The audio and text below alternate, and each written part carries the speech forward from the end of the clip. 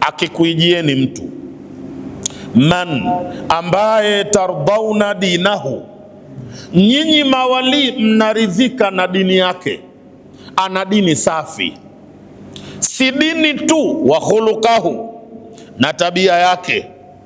Muoaji aliyekuja posa binti yenu anatakiwa kuwa na sifa mbili kwa ulimi wa Bwana Mtume mwenyewe sallallahu alayhi wasallam. Sifa mbili, ya kwanza din, ya pili ni khuluq. Awe Muislamu safi, sio Muislamu mbabaifu. Kuna Waislamu wababaifu, ni wale ambao utamuona na kanzu nzuri imenyooshwa sana safi. Kuna maulidi jirani pale, anaenda maulidini kwa sababu si vizuri kula wali bila kanzu. Unakulaje wali bila kanzu sasa? Na ukija bila kanzu ni hatari, unaweza kusogezwa pembeni huko, na mambo mazuri huwa hayafiki huko pembeni, yanakuwa huku karibu na wajikanzu. Sasa unajua, kama umefahamu hivyo, sema na mimi sitakwenda huko bwana. Nachomoa kanzu nzuri pale kwenye kabati, unainyoosha, unatia na aliudi kidogo, nasogea. Uislamu wa ubabaishaji. Na imedhihiri kama watu wengi wakienda kuposa wanajitia wanaheshima kweli, au sio? Wanakwenda kuposa. Yule mmoja akasema kullu khatibin kadhibu illa Abul Qasim, kila mposaji muongo isipokuwa Bwana Mtume Muhammad sallallahu alaihi wasallam. Akiposa mtu hujifanya ni mtukufu, ni mtu mwema, na hivi apate kukubaliwa, au sio?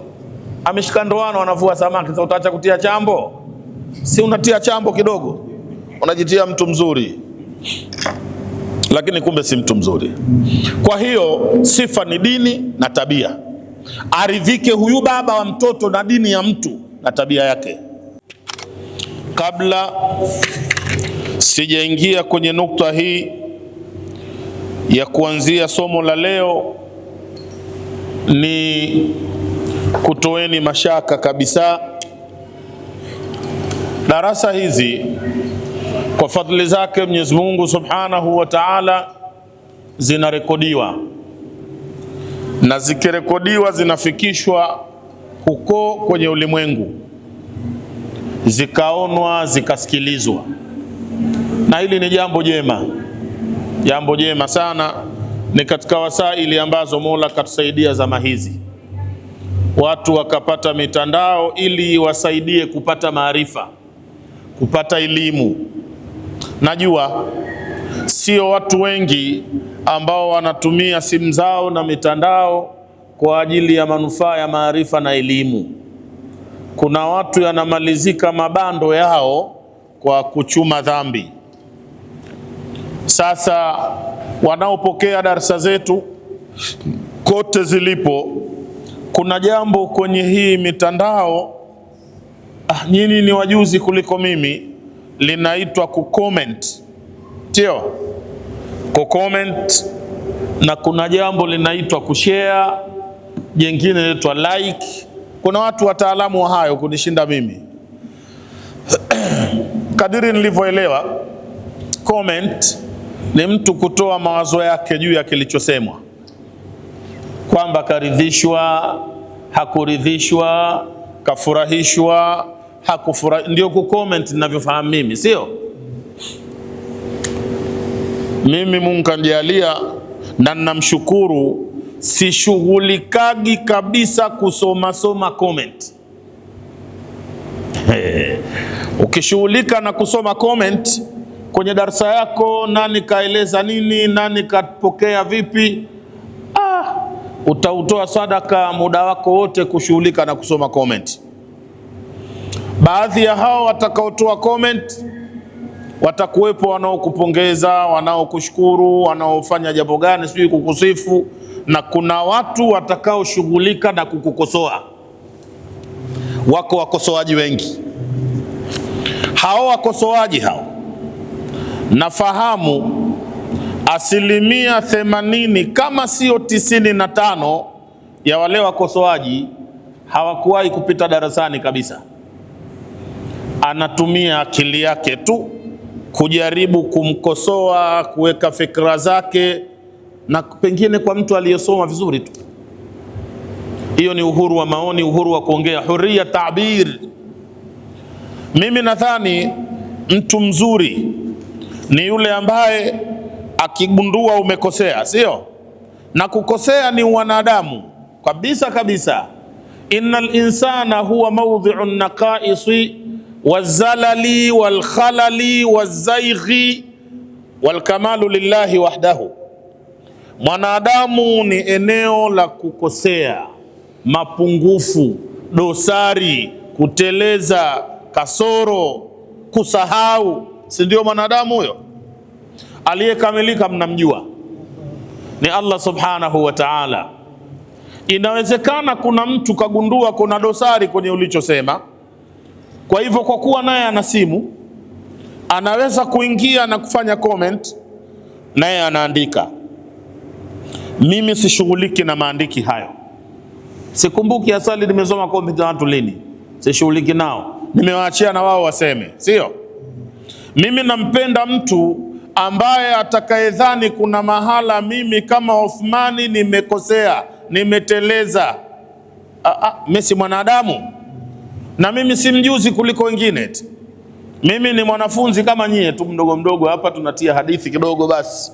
Nyinyi ndo mnajua kila kitu. Sasa nampenda huyo mtu afanye moja kati ya mambo matatu kubwa kuliko yote: anitafute, tukutane uso kwa uso, anaambia shekhe, hukupatia hapa, sio? Alafu tujadili, tuzungumze, na naamini tutaelewana. Tukikaa barazani tukazungumza, tutaelewana tu. Mkutano hautoisha bila maelewano. Hawezi kundia kunitafuta, atafute namba yangu, sio? Tafute namba yangu, anipigie, tuzungumze. Hakuna maongezi mazuri kama ya kuzungumza huko, mnasikiana, mnaongea. Vyote viwili vikiwa haviwezi vimshinda, basi atafute faragha kidogo kama hapa, aniombee Mungu, aniombee kwa Mwenyezi Mungu Subhanahu wa Ta'ala, kwa sababu yeye hawezi kunirekebisha kama hatuonani, sio? Na mimi sisomi komenti zao. Komenti najua wanaandika mpaka walevi, wengine kashalewa, mwingine hana akili kabisa, anaandika comment. Sasa ukishughulika na hayo utaacha elimu, utaacha kushughulisha kusoma vitabu, utashughulika na mnywa kahawa mmoja kule mtaani, anakunywa kahawa, ana comment pale. Aya sifanyi, na wala siwaagizi nyie kufanya. Nyie shughulikeni na maandishi, sio? Pata muda, fungua vitabu, acha kufungua comment. Andishi wa comment ni mtu anajifurahisha, yuko kwenye burudani, anaburudika na simu yake, na simu alinunua mwenyewe na bando aliweka mwenyewe, sasa anajiburudisha. Mimi sishughuliki na waburudikaji, wacha waburudike. Burudani yangu mimi ni kufungua vitabu, tuzungumze vitabu. Haya ndio anatuburudisha. Mnanielewa? Sijali mimi, sijali mtu hata mmoja atakayeandika juu yangu kwenye simu hata kimoja, kwa sababu sitoona, sisomi. Mimi naendelea mbele kufanya kazi, na nyie mshike mwendo huo, sio? Nataka mwanzo wa darasa hii ni kuhusieni, wacheni kushughulika na comment za watu. Comment za watu washughulike watu waliotakhasus kwenye mambo ya habari, mambo ya media. Unanielewa? Mambo ya media haya sina hakika sana watu wa habari wanajua, na pengine bwana mtamuuliza baadaye. Kila wakiwepo watu wengi walio like, waliotazama, wanaitwa viewers, sio? Wale viewers wakiwa wengi, wengine wamesubscribe, wengine, hiyo ikiwa kubwa hiyo, kuna siku maslahi yanapatikana, napata maslahi. Lakini wewe sasa usiingie kucomment, unapoteza wakati wako bure. Tumefahamiana hivyo? Mimi si katika yanaonishughulisha. Sasa ukurasa wa 11.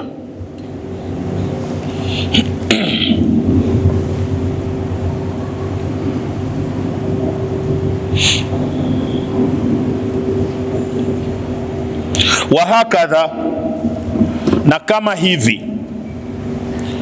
Ili neno ukilisikia ujue linaungana na yaliyosemwa nyuma. Nyuma yamesemwa mambo, ukakuta neno wahakadha, ujue kama hivi yalivyosemwa huko nyuma ndio kama hivi yanaendelea. Qallama tajidu hukman, ni mara chache mno ambapo utaikuta hukmu.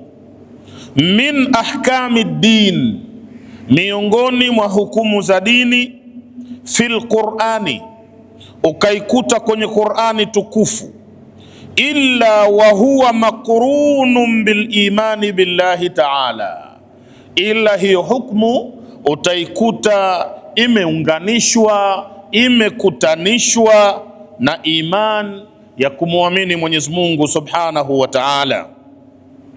Wa murtabatun bi arkani al-aqidati al-islamiyya, na hukumu hiyo utaikuta imefungamanishwa na akida na nguzo za akida ya Kiislamu. Mara nyingi, ni mara chache sana ambapo utaikuta hukman min ahkami din, hukumu yoyote katika hukumu za dini utaikuta fil Qur'an al-Karim, katika Qur'ani tukufu. Ni mara chache, illa isipokuwa wa huwa makrunu, utakuta hiyo hukumu imefungamanishwa, imeunganishwa bil imani billahi ta'ala, imekutanishwa na imani ya kumwamini Mwenyezi Mungu mtukufu. Wa murtabatun, na imefungamanishwa bi arkani al-aqidati al-islamiyya, na akida na nguzo za akida ya Kiislamu. Hukumu yoyote kwenye Qur'ani ukikuta, utakuta imeunganishwa na neno linaitwa imani, kumwamini Mungu. Hukumu hiyo imeunganishwa na zile nguzo za akida ya Kiislamu. Nanielewa?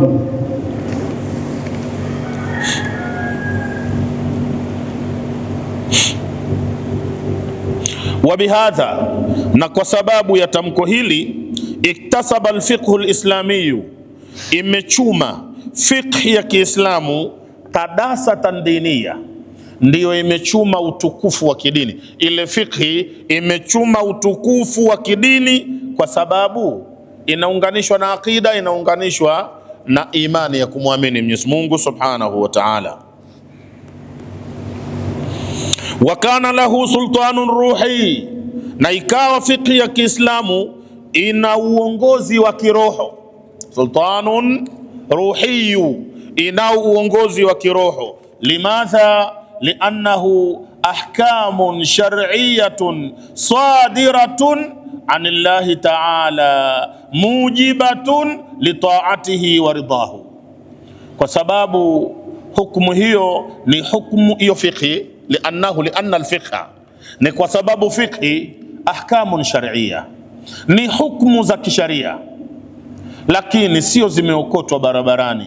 Hukumu hizo sadiratun anillahi ta'ala, zimeanzia kutoka kwa Mwenyezi Mungu mtukufu, hukumu ambazo mujibatun li ta'atihi wa ridahu, zinawajibisha kumtii Mwenyezi Mungu na kutaka radhi yake. Wa fi mukhalafatiha khatarun, na katika kuzikhalifu hukumu hizi, kwa kuwa zimechuma utukufu kutoka kwa Mungu mwenyewe, fi mukhalafatiha, katika kukhalifiana nazo, kupingana nazo, khatarun, ni khatari. Khataru ghadabihi wa sukhtihi, ni khatari ya kupata ghadhabu zake Mwenyezi Mungu na hasira zake. Haya maneno mawili, ghadhabu na sukhtu, ghadhabu na sakhtu, au sio? Tunahitaji kwenye lugha atfu tafsiri. Kusoma balagha inaitwa atfu tafsiri, wa huwa itiyanu kalimataini mukhtalifataini fi nutqi wa huma muttahidatani fil maana. Ni matamko mawili yanaletwa, ukiyatamka utamshi wake ni tofauti, lakini maana yake inakuwa moja. Inaitwa atfu tafsiri. Mnafahamu hivyo? Kwa hiyo ghadhabu na sakhtu zote ni hasira, zote ni ghadhabu. Walaysat ahkaman kanuniyya mujarradatan la yash'uru al-insanu laha birabitin yarbituha fi dhamirihi, wala hazikuwa hukumu. Laysat ahkaman kanuniyya, hazikuwa ni hukumu za kikanuni tu, mujarradatan, zilizotakaswa, ni hukumu tu zimewekwa, hazina jambo, sio? La yash'uru al-insanu laha, hukumu ambazo binadamu hazitambui, birabitin, hazitambui kuwa zina kifungamanisho, zina kiunganisho, yarbituha, kinachozifungamanisha, fi dhamirihi, ndani ya dhamiri yake, au yasiluha bikhaliqihi, au ikawa zile hukumu zinamfikisha kwa Mola wake muumba. Qala ta'ala, Mola mtukufu amesema, fala wa rabbika la yu'minuna hatta yuhakkimuka fima shajara bainahum thumma la yajidu fi anfusihim harajan mimma qadait wa yusallimu taslima. Hadhihi al-aya al-aya 65 min surati an-Nisa, ni aya nambari 65 sura ya 4.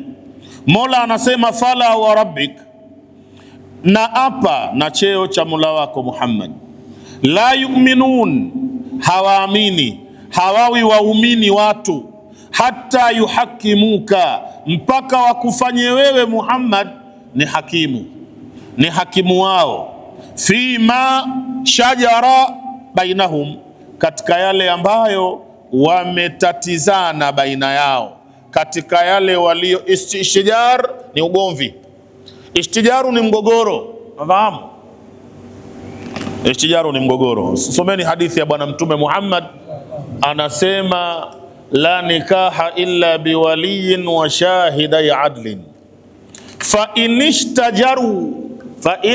ishtajaru fasultanu waliyun man la waliya laha. Hakuna ndoa ila kuwepo na mtu anaitwa wali wa shahidai adlin, na mashahidi wawili waadilifu.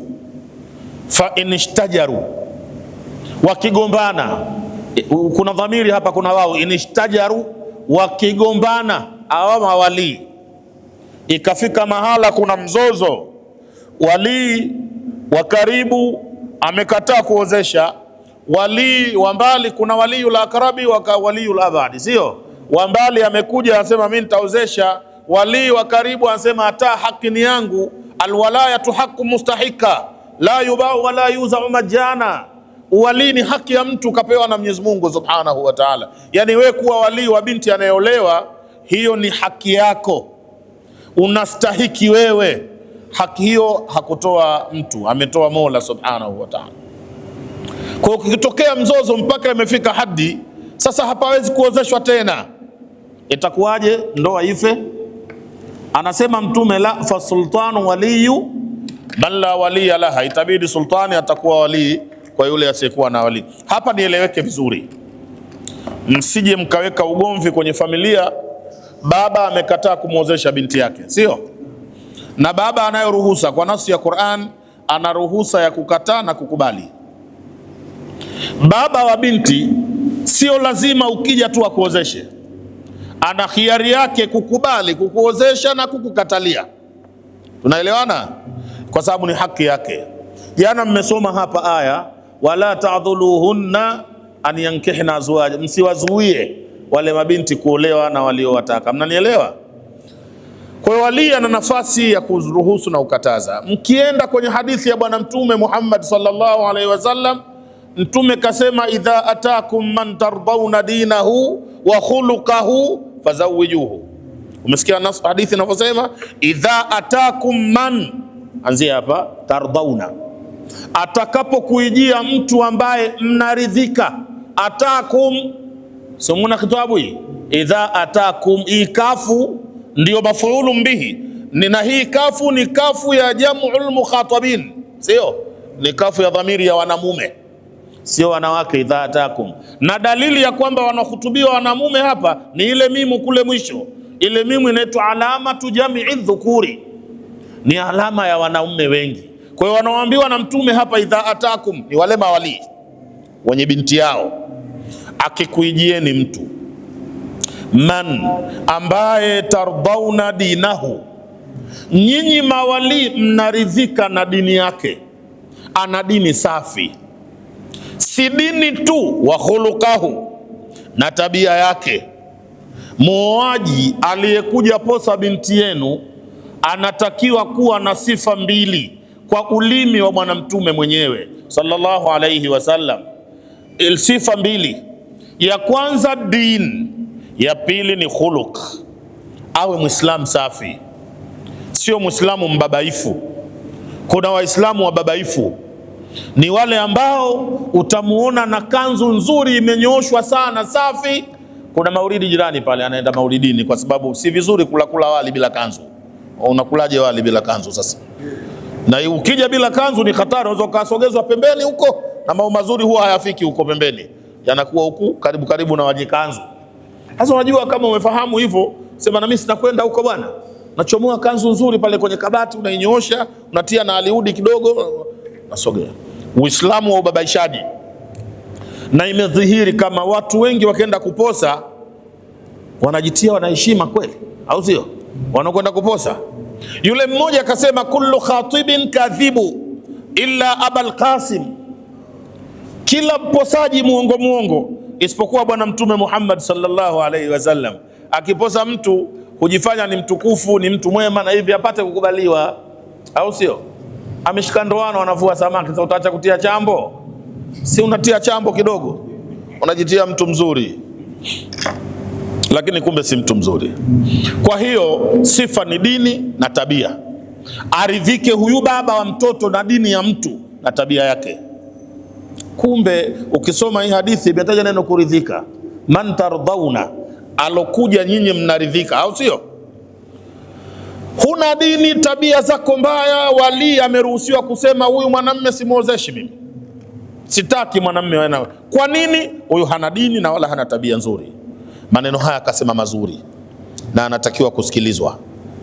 Asitoke yule binti anakwenda kwa ammi. Kuna mwingine ammi, baba mdogo, wewe nimekuja, baba hataki kuniozesha huku, kwa hiyo utaniozesha wewe. Ndoa batili tu ile ndoa, wala si ndoa tena, batili. Mwingine anakwenda kwa kadhi, sio kadhi, nimekuja mimi hapa, baba hataki kuniozesha, niozeshe wewe. Hapo kadhi akiamua kuozesha, ndoa batili. Unanifahamu? Kadhi anatakiwa amwambie yule binti baba yake aje pale kwenye mahakama ya kadhi. Kadhi amuulize yule wali, kwa nini unakataa kumuozesha binti yako? Iwe ni kama da'wa. Mudda'i ni huyu binti, mudda'i alaihi ni yule wali. Kwa nini hutaki kumuozesha? Aseme ninazo sababu kadhi, mimi nina maelekezo ya Bwana Mtume sallallahu alaihi wasallam, anayetaka kuoa tuzingatie dini yake na tabia zake, na huyu nimegundua hana dini wala tabia nzuri, huyu muozeshi. Kadhi akiona sababu ni za msingi, ataungana na huyu wali, kama kwa huyu alivyo asiozeshwe, hadi akajifunze tabia awe nazo nzuri, ndo atakuja siku nyingine. Akiona sababu zinotolewa pale na yule wali hazina msingi, na wanaotaka kuoana wameridhiana, na kule wali hana sababu za msingi, kama yule anataka kuozesha kwa ufupi. Sasa mimi simuozeshi huyu bwana, huyu ataharibu uko wetu.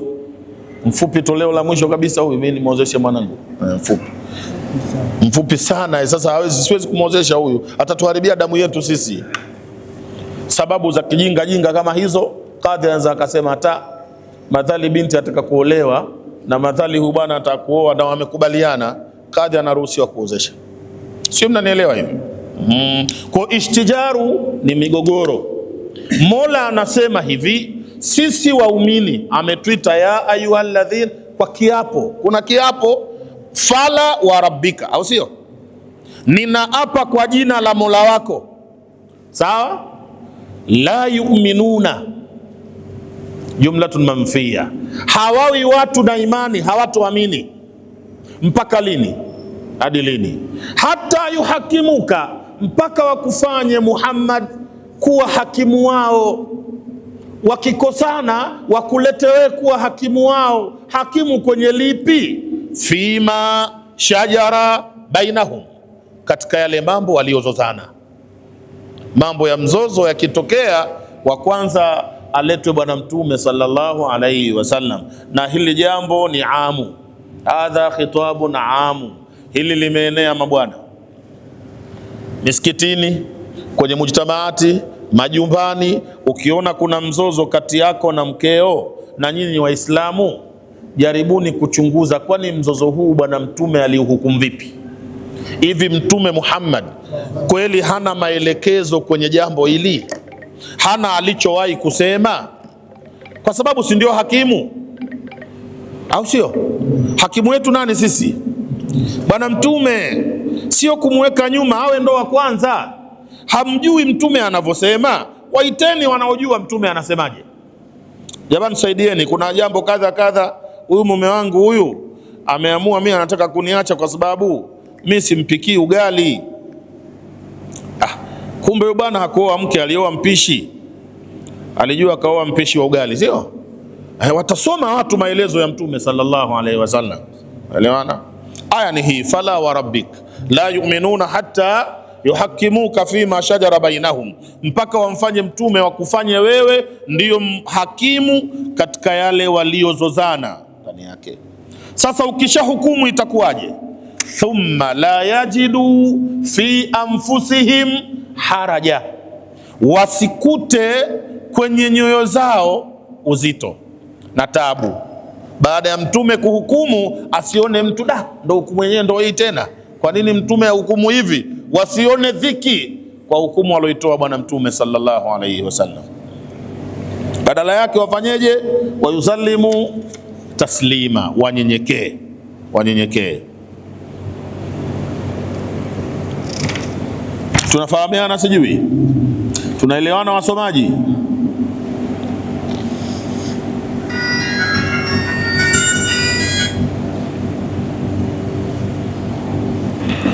Nukta inayofuata hapa inasema shumulu lfiqhi lislami likulli ma yahtaju ilaihi nnasu, mkusanyiko, kukusanya fiqhi ya Kiislamu, kukusanya kwake kila kitu ambacho wanakihitajia watu.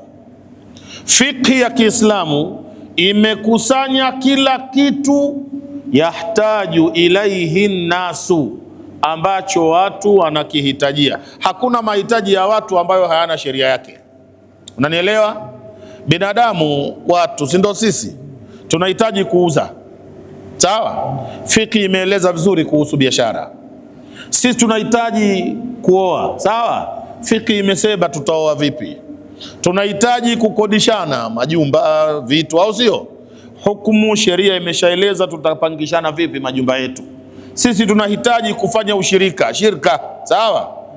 Partnership, sheria imeshaeleza ushirika wetu uwe vipi. Hawajaachwa watu waamue wenyewe ushirika wetu utakuwa hivi. La, sheria ishataja mkishirikiana mwendo ni huu. Tunahitaji sisi watu kuendeleza mali. Kuna mmoja ana mali, ana mtaji, mwingine huyo mwenye mali hana muda na nafasi. Lakini kuna mtu hana mtaji, yeye ana muda na nafasi na nguvu. Kwa hiyo wakashirikiana, mmoja akatoa mali, mmoja akatoa nafasi, na inaitwa muraba, sio? Kwa hiyo sheria imeshaeleza cha kufanya. Shumulul fiqhi lislami, kukusanya sheria ya Kiislamu, likulli ma, kukusanya kila kitu ambacho yahtaju ilaihi nasu, wanakihitajia watu. Hakuna linohitajiwa na watu ila sheria yake ipo, ibaki mtu anataka tu au hataki. Mnanielewa hivyo? La shakka anna hayata al-insani mutaaddidatul jawanib, hakuna wasiwasi wowote ya kwamba maisha ya mwanadamu yana pande nyingi, yana nyanja nyingi maisha ya mtu, sio?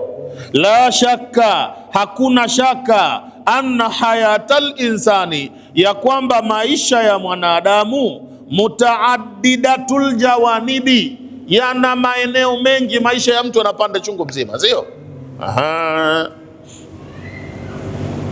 Wa anna saadatal insani, na kwamba mafanikio ya mwanadamu, kufaulu kwa mtu, taktadhi riayata hadhihi aljawanibi kulliha, mafanikio ya mtu yanahukumia kuchunga hizi pande zote za mwanadamu.